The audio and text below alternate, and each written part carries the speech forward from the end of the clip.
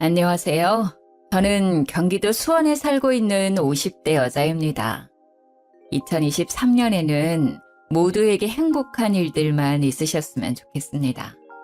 여러분들은 살아가면서 이렇게 항상 인사를 나누어도 사실은 삶의 무게가 가볍지만은 않다는 것을 너무도 잘 알고 계실 거라 생각해요. 저만 해도 매년 열심히 살아보자 행복한 일들이 올 거라고 상상하며 희망차게 살아왔지만 꼭 제 뜻대로만 사라지는 게 인생은 아니더라고요.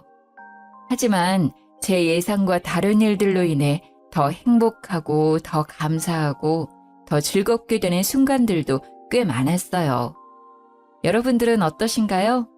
제 이야기에 공감이 되실지 반감이 되실지 잘 모르겠지만 인생사가 그렇다는 생각이 들어요. 여러분들에게 인생의 터닝 포인트는 언제였나요? 저는 결혼을 전후로 삶이 180도 변하게 되었어요. 그래서 누가 물어보면 꼭 결혼이 나의 터닝 포인트라고 이야기를 하곤 해요. 시댁을 만나고 겪게 되는 일들이 정말 놀라웠거든요. 좋은 의미로 놀라웠을지 나쁜 의미로 놀라웠을지 제 이야기를 들어보시고 판단해 주시면 감사하겠습니다. 제 이야기를 들려드려 볼게요. 저는 어린 시절 어머니가 일찍 돌아가시고 아버지 밑에서 자랐어요. 그렇지만 아버지께서 그 누구보다 다정하게 사랑을 듬뿍 주셨기 때문에 저는 옆집 사는 누구처럼 가출을 하거나 아버지의 마음을 찢어지게 하는 일탈을 한 번도 하지 않고 착하게 성장했죠. 국민학교를 다니면서부터 중학교, 고등학교를 다니면서까지 주변 친구들의 머리를 만지며 예쁘게 해주는 것을 즐겨했고 친구들이 마음에 들어하며 저에게 칭찬을 해주는 게 학창시절의 제 낙이었어요. 그렇게 저는 미용 일에 뛰어들었어요. 참 어리숙했고 순수했지요. 친구들 머리를 만져주는 게 재밌다며 미용 일을 시작하다니요. 하지만 저는 악으로 깡으로 열심히 버텨냈어요. 작은 미용실에서 수건 빨고 널고 말리고 접는 보조원 역할만 만으로 3년은 했던 것 같네요.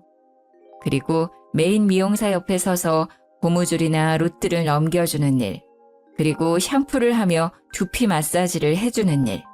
손이 부르트다 못해 피가 철철 흐를지라도 하루도 빠짐없이 일을 했어요. 제 성실함이 빛을 발하는 날이 올 거라 생각하며 말이죠. 그렇게 저는 제 손기술을 터득했고 서울 알짜배기 위치에 작은 미용실을 개업하게 되었어요. 제 나이 29, 생각보다 어린 나이라고 할 수 있지만 20살부터 미용 일을 배워왔으니 근 10년 만에 제 일을 시작하게 된 것이었죠. 저에겐 큰 모험이었지만 신나는 하루하루였습니다. 당시만 해도 그 지역 근처에 20대의 미용사가 보기 드물었거든요. 그 덕에 제가 어리지만 손도 빠르고 아주 싹싹하다는 좋은 소문이 돌았고 금세 단골 손님들이 생기기 시작했어요. 그리고 더불어 저는 미용실 손님께서 주선해 주셔서 직업군인의 남자와 연애도 할 수 있었죠. 첫눈에 서로 호감이 갔고 서로 연락처를 교환하자며 다음 만남을 기약했지만 군인이었던 남편, 서울에서 멀리 출장을 떠났고 저희는 편지로 소통을 하게 되었어요. 요즘 시대와는 다르게 당시에는 편지만이 거의 유일한 소통 창구였죠. 제 남편은 성실한 직업군인이었어요. 4년제 대학을 졸업하고 바로 취직하고 싶은데 하필이면 취직난이 있었던 해여서 바로 군입대를 지원했다고 해요. 본인과는 꽤 잘 맞았는지 말뚝을 받겠다고 마음을 먹었고요.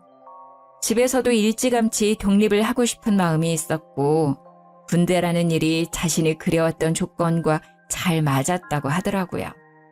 저희는 어려운 환경이었지만 편지로 소통을 하며 사랑을 키워갔어요. 몇 달에 한 번씩 얼굴을 보고 아쉬움을 뒤로한 채 5년여 기간의 연애를 끝마치고 마침내 결혼을 하게 되었죠. 하지만 제가 편부 가정에서 자라왔다는 사실이 제 발목을 잡았어요. 이게 얼마나 문제가 될까 싶었고 저는 한 번도 부족함을 느끼지 못했는데 시댁에서 저에 대해 반대를 꽤 심하게 하셨던 것 같더라고요. 그것도 시누이들이 문제였어요. 남편은 1남 4녀 5남매의 장손이자 막내 아들이었는데 위로 있는 4명의 시누이들의 입김이 그렇게 셌던 것이었죠. 아빠만 있는데 어떻게 그 집에 우리 막내 동생 장가 보내고 맡긴다는 거야. 누나들이 나를 챙기면 얼마나 챙겼다고 이제 와서 갑자기 그런 이야기를 왜 하는 거야? 그만해. 내가 알아서 해.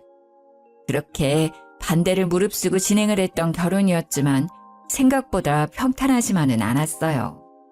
시댁 일을 제외하고서라도 힘든 일이 한둘이 아니었기 때문이죠. 우선은 제가 그렇게 행복하게 일을 했던 제 미용실을 처분했어야 했습니다. 직업군인인 남편과 한 지붕 밑에서 살기 위해서는 어쩔 수 없는 처사였지요. 정말 피눈물이 났어요. 어떻게 일궈온 내 가게인데 한순간에 문을 닫게 될 거라 상상도 못해왔던 일이었어요. 직업군인 남편을 두면 내가 이렇게까지 희생을 해야 하는구나 느끼는 순간이 한두 번이 아니었습니다. 근무지를 옮겨 다니면서도 출장은 또 왜 이렇게 잦은지요.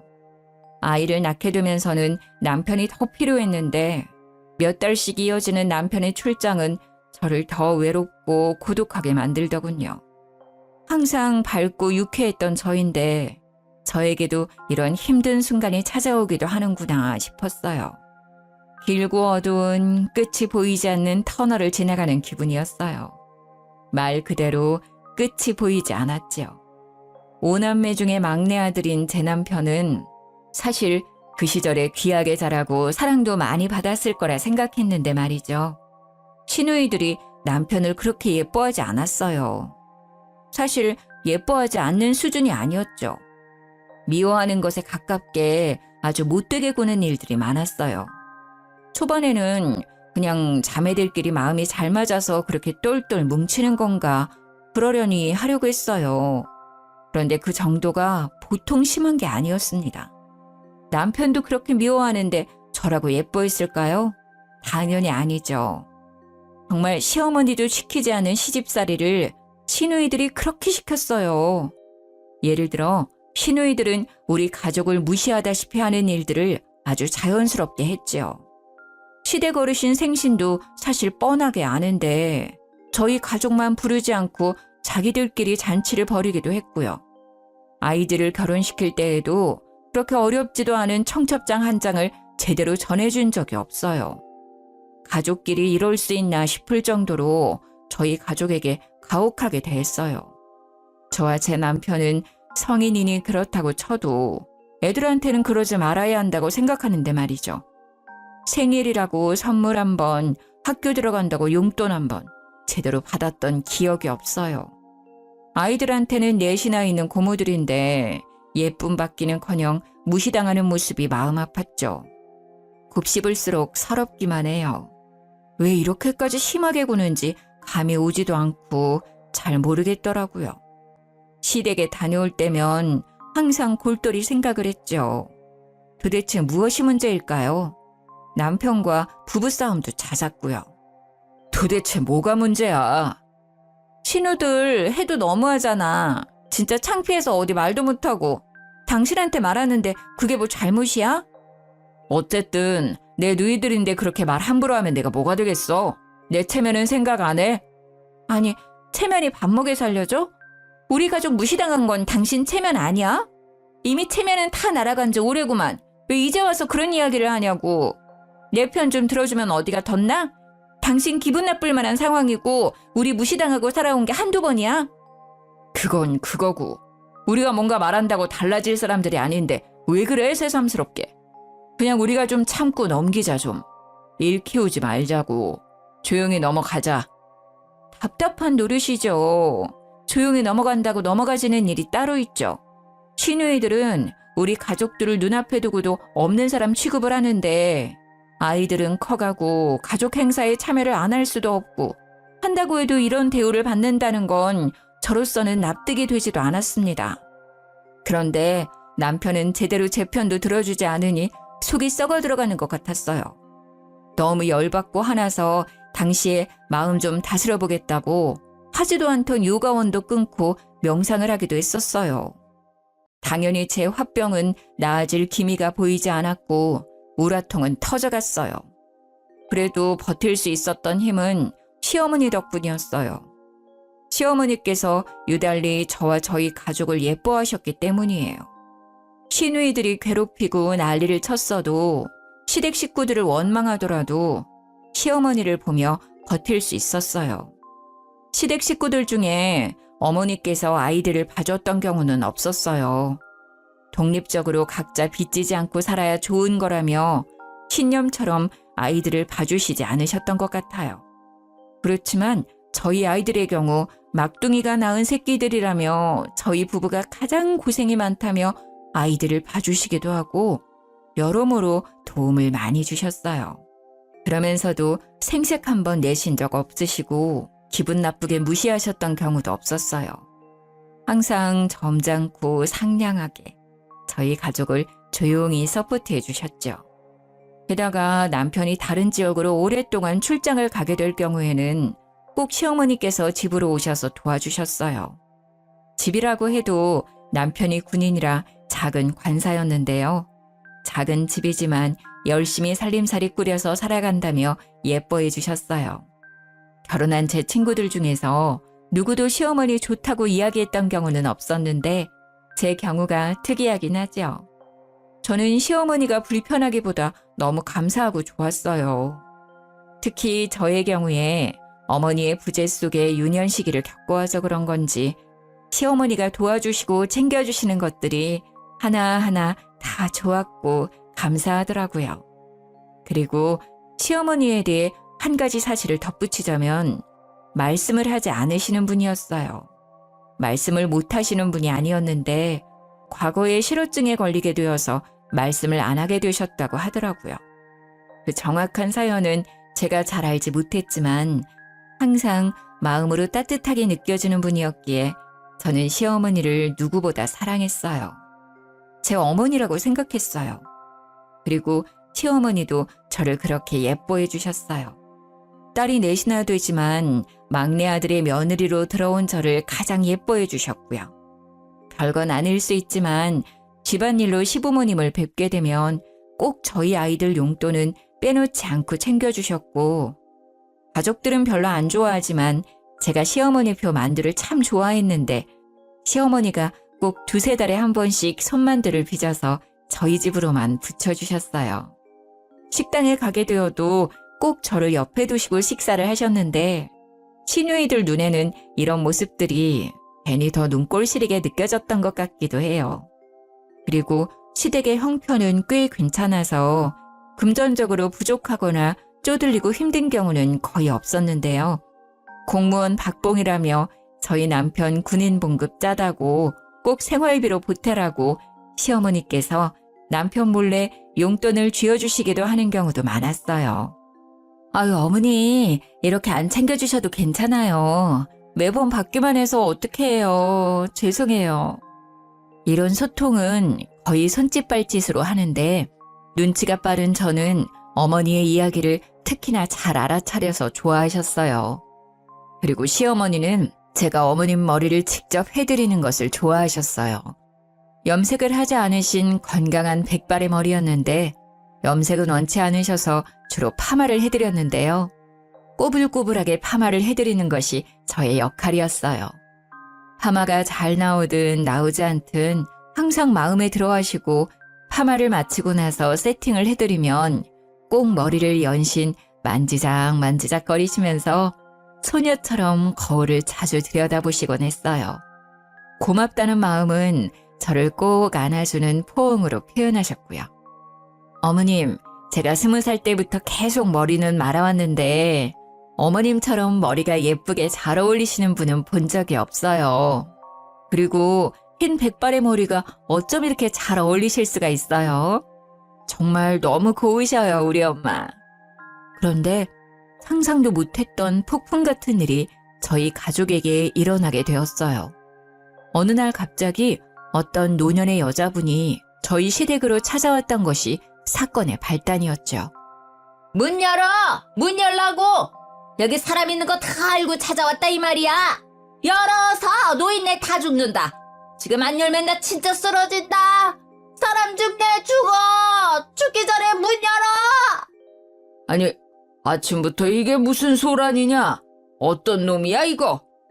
아이고, 늙어서 모르시나? 기억을 못하는 척 하시는 건가? 나 아시잖소? 나예요. 나 꽃분이. 꽃분이 기억 못하시나? 본인을 꽃분이라고 소개하는 노인분이 시댁을 찾아왔다고 했어요. 그러고는 다짜고짜 내 아들 내놓으라고 고래고래 소리를 지르며 난리를 쳤다는 거예요. 정말 동네가 떠나가라 소리를 지르며 창피란 창피는 다 줬던 거죠. 시아버지가 상황 설명을 해주시는데 무슨 말도 안 되는 드라마인가 싶었어요. 버젓이 시어머니가 계시는 집에 들이닥쳐서 아들을 내놓아라? 집을 잘못 찾아온 게 아닐까 싶었는데 그건 제 생각이었고요. 사실 얽히고 설켜있는 사연이 있었더라고요. 본처였던 시어머니께서 아들을 낳지 못하고 딸을 넷이나 낳았는데 시댁 할머니와 할아버지의 고집이 더해진 의논 끝에 첩을 들여서 아들을 낳게 했던 상황이었더군요. 귀하게 어렵게 첩을 통해 얻은 아들 자식이 제 남편인 것이었더라고요. 서로 모르는 척 살 수 있게 하려고 돈을 꽤 많이 쥐어보냈는데 갑자기 그 돈이 떨어진 건지 노망이 난 건지 자기 아들을 되찾아오겠다며 시댁 어르신 댁에 들이닥쳤던 거였어요. 이 이야기는 시아버지를 통해 들었어요. 매사에 무관심하고 시니컬한 태도의 어르신이었는데 자신이 이 집 아들을 낳은 첩이라고 고성을 지르는 할머니가 찾아와서 아들을 내놓으라고 온 집안을 뒤집어 놓으니 무지막지하게 역정을 내시더라고요. 태어나 처음 보는 시아버지의 역정 가득한 화난 모습이었어요. 그때 그렇게 큰 돈 쥐어 보냈는데 장가보내서 귀하게 살고 있는 내 새끼를 찾기는 왜 찾아? 뭐라고? 그 쥐 코딱지만큼 돈 좀 줬다고 생색내나 본데 그걸로는 안 되지. 내가 당신 새끼 낳아줬는데 그것밖에 못 준다니 기가 차고 어이가 없어서 찾아왔다. 돈 내놔 돈! 아니 이 편네가 무식하게 왜 이러는 거야? 여기에 돈이라도 맡겨놨어? 그런 것도 아니면서 왜 이렇게 볼썽사납게 굴어? 미친 거야? 노망난 거야 노인네가? 미쳤다고? 그래 나 미쳤다 미쳤어. 그니까 미친 여자가 괜히 이러겠어? 뭐 때문에 미쳤는데 돈이라도 내놓으라고. 시아버지께서 아무리 역정을 내고 다그치고 소리를 질러도 제대로 마음먹고 돈 뜯어 내려온 할머니를 당할 수는 없더군요. 이렇게 찾아오는 거 주거 침입죄라고 경찰 부르겠다고 강하게 나가니 그제야 끼갱하고 우선 돌아가겠다고 하더라고요. 그렇게 사건은 일단락되는 줄로 알았어요. 하지만 당장 일이야 이렇게 마무리된다 하더라도 저에게는 굉장히 혼란스럽게 느껴지더라고요. 이게 무슨 일이지? 우리 남편이 첩의 자식이었다니. 평상시에는 하지도 않았던 생각들이 고민들로 뒤죽박죽 바뀌어서 제 정신을 혼미하게 만들었고요. 이 한바탕 소동으로 저희 부부는 크게 부부싸움을 했어요. 신혼 때야 서로 맞춰간다며 기싸움하고 투닥거렸지만 이번에는 차원이 달랐죠. 제가 시누이들 때문에 힘들고 마음고생했던 것들까지 한 번에 터져서 정말 큰 다툼이 되었어요. 나를 바보 취급하고 속이고 제대로 알려주는 것도 없는데 우리가 가족이야? 그렇다고 할 수 있겠어? 그게 또 무슨 소리야. 뭘 속여? 나도 모르는 사실이었어. 나라고 그런 이야기가 기쁘고 즐거웠겠어? 우리끼리 위로하고 다독여도 부족할 판에 왜 짜증이야? 당신이 모르고 있다는 게 말이나 되는 소리야? 그리고 신우들은 이 사실을 분명히 알고 있었을 거라고. 그니까 당신이나 나나 우리 자식들이나 모서리 취급해왔던 거 아니야. 투명인간 취급하고 무시하고 깔보고. 우리가 뭐가 못나고 뭘 잘못했다고 그런 대접을 받아야 하냐는 말이야. 안 그래? 이 집 구석 진짜 못 살겠어. 너무 힘들어. 저는 제 남편이 설마 이 사실을 모르고 있었을까 싶었어요. 알고는 있었는데 저에게 말하기 어려워서 속여온 게 아닐까 싶은 마음에 그게 너무 괘씸했던 것이죠. 하지만 남편은 죽어도 몰랐다고 정말 본인이 더 억울하다며 얼굴을 붉히는데 거짓말은 아닌 것 같더라고요. 그래서 속는 셈 치고 남편을 믿어보려 했어요. 그리고 남편은 왜 이렇게 시누이들이 본인을 미워할까 고민이 많았었다고 해요. 어떤 이유도 없이 그저 미움을 받아와서 그냥 그러려니 살았다고 하더라고요. 자기 아내까지 이렇게 미워할 줄은 몰랐다면서요. 어린 시절 부모님이 간식을 사와도 부스러기 쪼가리를 주거나 주지 않는 경우가 많았고, 공부를 할 때도 저녁에 불을 켜고 공부하면 유난 떤다며 욕을 그렇게 들었다고 했어요. 게다가 어린 시절부터 꼭 그렇게 시누이들끼리 쿵짝짝이 잘 맞아서 본인을 왕따시키듯이 굴고, 생일이라고 롤케이크라도 사주시면 한 조각도 받아먹지 못하고 생일 노래도 제대로 들어본 적이 없다고 했어요. 불쌍하더라고요. 남편에게 이런 과거가 있었다니. 왜 이야기를 하지 않고 이제와 이야기를 하냐고 나무랐더니 자신의 과오처럼 느껴져서 일부러 피하고 살았다고 하더군요. 어린 시절의 상처, 어떻게 보면 평생의 상처로 남기도 하는데 어린아이에게는 감당하기 힘들었을 경험들이 제가 모든 상황을 다 알고 듣지는 않았지만 참 안쓰럽더라고요. 아버지께서는 친아들이라 예뻐해 주시는 것이 그렇다 쳐도 어머니는 어떻게 당신을 예뻐하실 수 있었던 거냐고 물어봤어요. 남편 자기도 모르겠다고 하더군요. 자신이 미움받은 것은 시누이들이 막내 동생 시기 질투하는 것으로만 생각해왔다고 하더라고요. 그런데 하필이면 저희 부부가 시댁에 인사드리러 간 날 또 남편의 모친이 문을 쾅쾅 두드리며 돈을 요구하러 온 거예요. 문 안 열어! 내가 오늘은 꼭 돈 받고 갈 거야! 이런 더러운 인간들 돈도 안 주고 돈 내놔 돈! 동네 사람들 이 집구석이 아주 콩가루 집구석이에요. 동네 사람들 이거 다 하셔야 하는데 이 집 막내 아들이 사실은 내 새끼예요. 돈 내놓으라는데 귀한 아들 데려다 놨더니 돈도 안 주고 노인네들이 아주 노망났어요. 이 집 노인네들. 당혹스럽고 무서운 마음에 졸아서 아이들만 껴안고 있었네요. 시어머니를 바라보며 어떻게 하죠? 어떡하죠? 한숨 섞인 걱정만 이야기했어요. 제 모습을 보던 시어머니의 눈빛이 갑자기 바뀌었어요. 그러고는 현관문을 열고 노인분을 마주했죠. 실어증이 있으셨던 어머님이 무척이나 근엄하고 또랑또랑한 목소리로 호통을 치셨어요. 당신 새끼가 도대체 여기 어디 있다는 거예요? 그때 다 버린 자식 아니었어요? 같이 키우자고 손 내밀었을 때는 거들떠도 보지 않고 그렇게도 매정하게 떠나더니만 이제 와서 돈 떨어졌다고 자기 새끼 찾는 부모가 어디 자기 새끼 낳은 부모라고 할 수 있겠어요? 알고 보니 시어머니께서도 시어머니의 어머니, 즉 시할머니와 의논을 하고 합의하에 아들을 낳기 위해 첩을 들이셨던 상황이었는데 그 첩이라는 사람이 알고 보니 완전 망나니 같은 사람이었고 따로 집을 내어줄 테니 아들을 키우라고도 부탁을 했었는데 자기는 남정네들 없이는 못 산다며 아들만 키우고는 살 수 없다고 발목 잡히기 싫다며 돈을 받고 떠났던 상황이었어요. 저희 시어머니라고 아주 신나고 달갑게만 이 상황을 받아들이신 건 아니었죠. 아들이 없어서 받게 되는 끝이 나지 않는 구박과 시댁살이에 지쳐서 첩을 들이자는 것에 찬성을 했던 것이었죠. 그런 시어머니가 참 가엾게 느껴졌어요. 첩이라는 노년의 여자분과 실랑이를 했어요. 어떻게 말씀을 하셨어요? 어머니, 정말 너무 대단하세요. 전 무서워서 벌벌 떨기만 했잖아요. 너희들, 혹시 어떻게라도 별까 해서 그랬던 거지. 얘야, 나는 아직도 말을 하는 것이 서툴고 어렵구나. 어머니는 지금도 말이 잘 안 나오고 얼어붙고 설명하고 말을 하는 게 머리가 쭈뼛 서는 일이라고 하셨어요. 하지만 그 노인이 자식들을 해코지라도 할 수 있겠다는 생각에 강하게 말씀하셨다고 하더라고요. 사실 시어머니도 정말 무섭고 떨리는 상황이었을 텐데 실어증을 기적적으로 극복하시면서까지 저희를 보호해 주셨다는 게 정말 감동이었어요.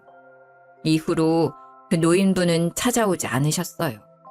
아마 시아버지께서 따로 불러서 해결을 보신 것 같더라고요. 돈을 그렇게 많이 요구를 했다고 하더군요. 예전에는 조용히 뒤에서 돈을 받아갔던 상황이었는데 해도 너무하다 싶어서 아버님께서 그만하라고 말씀을 드렸다가 이 사달이 난 거였고요. 아들을 자기 자식처럼 생각을 했더라면 아들한테 미안해서라도 저렇게 행동은 못할 것 같은데 말이죠. 아들 자식을 볼 면목이 없지 않을까 했는데 정말 노인분은 돈만 챙겨서 조용히 사라지셨더라고요. 경제적인 어려움을 겪고 있는데 빠르게 나아질 것 같지 않은 모습에 조금 정말 불우이웃을 돕는다는 마음으로 도와드렸다고 전해 들었네요. 참, 저희 시부모님도 천사죠. 저라면 소송이라도 걸고 크게 혼내줄 것 같은데 어쩌면 내 아들의 친모라는 타이틀이 마음에 걸려서 그렇게 모질게 굴지도 못했던 것 같아요. 하지만 중요한 건 제 남편 마음이 말이 아니었다는 점이었죠. 자신이 알고 보니 어머니의 아들이 아니라는 사실에 충격을 먹었어요. 그렇지만 남편을 위로해 준 사람은 다름 아닌 시모였어요. 실어증이 있으신 지 오래였지만 아들 내외를 위해 용기를 내어 말씀을 하셨고 그 이후로 꾸준한 연습 끝에 짧게 말씀이 가능해지셨어요. 그러고는 저희 아들 내외를 이전보다 더 챙겨주셨어요. 제 남편이 안쓰럽게 느껴졌던 것이겠죠. 내 아들이다. 네가 어떻게 생각하든 너는 내 아들이니 스스로 귀하게 생각해야 해. 이렇게 제 남편을 위로하는 말씀들을 참 많이도 해주셨어요. 남편은 오히려 묵묵하게 눈물을 훔치는 경우가 많았어요. 그렇게 예뻐해 주시고 위로까지 전해주시는 어머니가 세상에 어디 계실까요? 남편은 복도 많죠. 어머니께서 배 아파서 낳으신 딸들보다도 저희 남편을 예뻐해 주시고 챙겨주시니 말이에요. 시누이들이 이 상황을 곱게 보지 않았죠. 당연히 시누들은 득달같이 달겨들어서 그렇게도 알과알부 이야기를 많이도 했어요. 시누이들은 자기들이 비밀을 보장해서 그래도 그동안은 이 사실을 모르고 살지 않았냐며 우리 덕분에 좋았던 시절이 있었다고 이제 그 시절은 다 가서 어떻게 하겠냐고 비꼬는 이야기들만 계속했어요. 첩자식이 꾸린 가정인데 잘 지내봤자 얼마나 잘 지내겠냐며 모욕적인 언사는 기본이었어요. 시누이들이 어떻게 한 명도 빠짐없이 그렇게 못되게 굴 수 있을까요? 우리 사실 다 알고 있었는데 조용히 눈 감아온 거야. 알지? 그니까 우리 덕에 좋은 시절 지냈던 거지. 그 사실을 미리 알았어 봐라. 결혼이라도 제대로 할 수 있었겠냐? 아주 양가 집안에서 난리 쑥대밭이었겠지. 안 그래? 그니까 말이야. 고마운 줄 알아야지. 아이고, 우리가 비밀을 지켜줬던 좋은 시절은 다 갔네. 어쩌냐? 이제 더 힘들어지겠네. 우리 집안 자식도 아니고 초배 자식인데 일곱째. 그러고는 어머니 아버지께 해야 하는 도리도 제대로 하지 않고는 저희 가족에게만 몰아붙이듯이 굴었어요. 엄마네 집 가봤어? 세탁기 하나 새로 해드려야 하지 않겠어? 추석 선물 그게 뭐야? 우리는 그렇다 쳐도 우리 엄마 아들씩이나 되고 뭐 하나 제대로 된 거 사드린 적 있나? 생각 좀 해라. 너무하지 않냐? 엄마 아빠한테 맨날 받기만 하는 것도 부끄러운 줄 알아야지.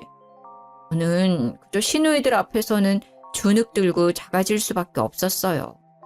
어머님께서 저희 가족을 아무리 예뻐하신다고 해도 제 남편의 출신이 달라지는 것도 아니고 저희가 그게 흠이라고 생각하지 않고 시부모님도 괜찮다고 해도 시누이들이 그렇게 저희를 못 잡아먹어서 안달이니까 말이죠.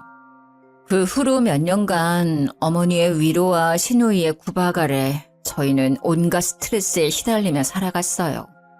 하지만 저희 식구들의 근간을 흔들 만한 큰일이 벌어졌습니다. 아버님께서 쓰러지신 거예요. 첩이라고 하는 노인분께서 나타나시고 아버님께서는 급성 고혈압으로 몇 번을 응급실을 다녀오시곤 했어요. 혈압이 너무 높은데 연세도 있으시다 보니 항상 조심해야 한다는 의사의 조언을 새기며 살아오셨죠. 하지만 흘러가는 세월에 나빠지는 건강, 어찌할 수 없었나 봐요.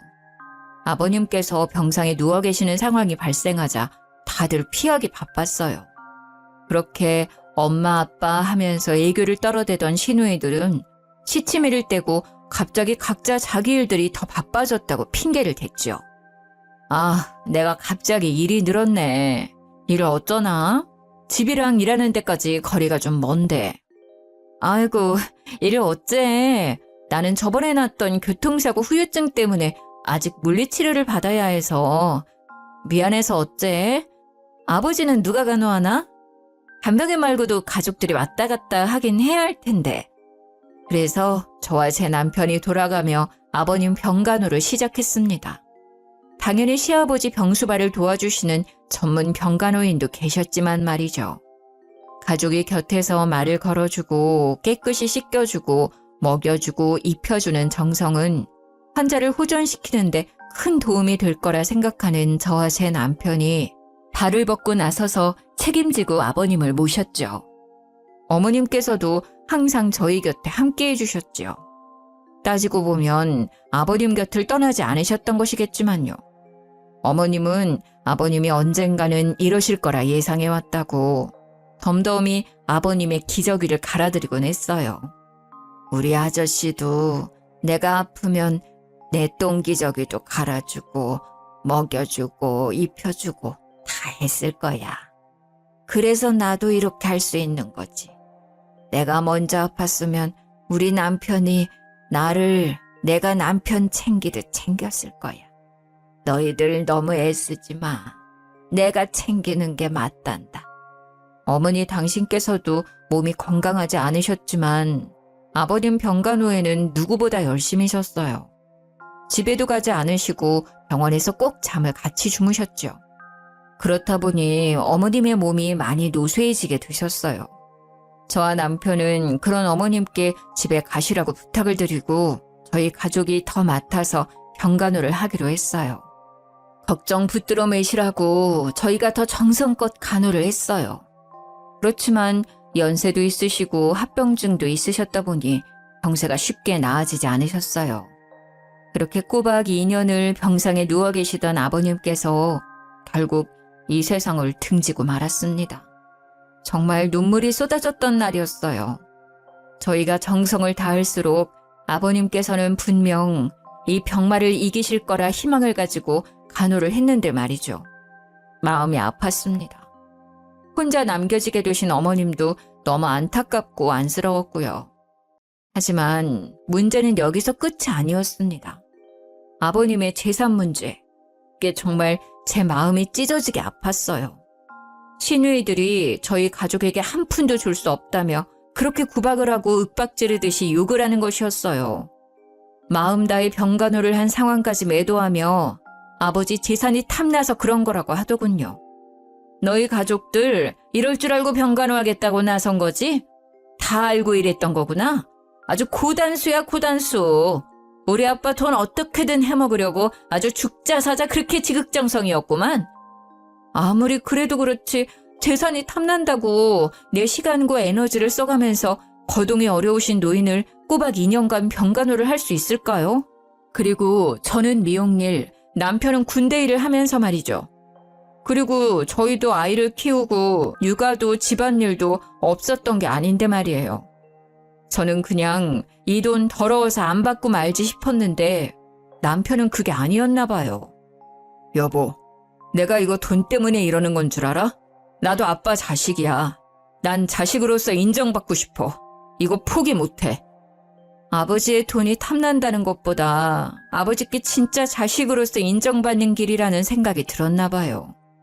항상 누이들의 기세에 죽어서 살아왔던 남편이 웬일인지 지지 않고 받아치며 본인이 받을 수 있는 유산에 대해 주장을 했어요. 누이들 알겠는데 나도 아버지 자식이야. 그거 분명하다고. 그래, 다들 잘나신 거 알겠는데 아버지 아프셨을 때 누가 아버지 병수발했어? 제대로 와서 아버지 화장실 가시는 거라도 도와준 적 있어? 휠체어라도 끌어서 외출 도와드린 적 있냐는 이 말이야. 아무것도 안 한 누이들이랑 곁에서 임종까지 시키면서 눈물로 병가 놓은 나랑 누가 더 자식 노릇했다고 생각해? 아니, 이 머리에 피도 안 마른 놈이 어디서 대들긴 대들어. 너희 줄 돈 없어. 여기 사인해. 사인해야 깔끔해지는 거야. 이렇게까지 말 안 하려 했는데 첩의 자식이라 상종 안 하려다 그래도 동생 대접 좀 해줬더니 기어오르네. 우리 아버지는 우리 위에 자산을 남기신 거지 첩의 자식까지 챙기시려고 자산 남기신 건 아니라고 본다. 너도 동의하지 않니? 아니, 난 동의 못해요. 절대 사인 못해. 아니면 소송 가요. 나 어쨌든 어떻게 봐도 아버지 아들로 호적상은 다 등록되어 있어. 뭐가 문제인지 나는 모르겠어. 내가 사실 더 받으면 더 받아야지. 시누이들 입김에 구박에 못 살겠는데 살아온 인생은 어떻고. 불쌍한 우리 아버지 병간호 아무도 안 해주는데 나랑 내 와이프가 한 거는 누가 생각해주나? 나 포기 못해. 안 해. 그러니 돌아가요. 그렇게 제 남편은 강하게 자신의 자식으로서의 역할과 도리를 들어 자식으로 인정받기 위해 갖은 노력을 했어요. 시누이들은 끝까지 상속 포기각서를 들이밀며 사인하라고 깡패라도 불러야겠냐며 난리를 피워댔고요. 어떻게 해서든 남편을 구워 삶으려 했지만 결국 저희 남편은 그 각서에 사인하지 않고 소송으로 넘어가게 되었어요. 가족끼리 이렇게 재판장에 서게 된 상황은 마음이 무겁고 좋지 않았지만 남편이 원하는 바는 분명히 이룰 수 있었어요. 상속.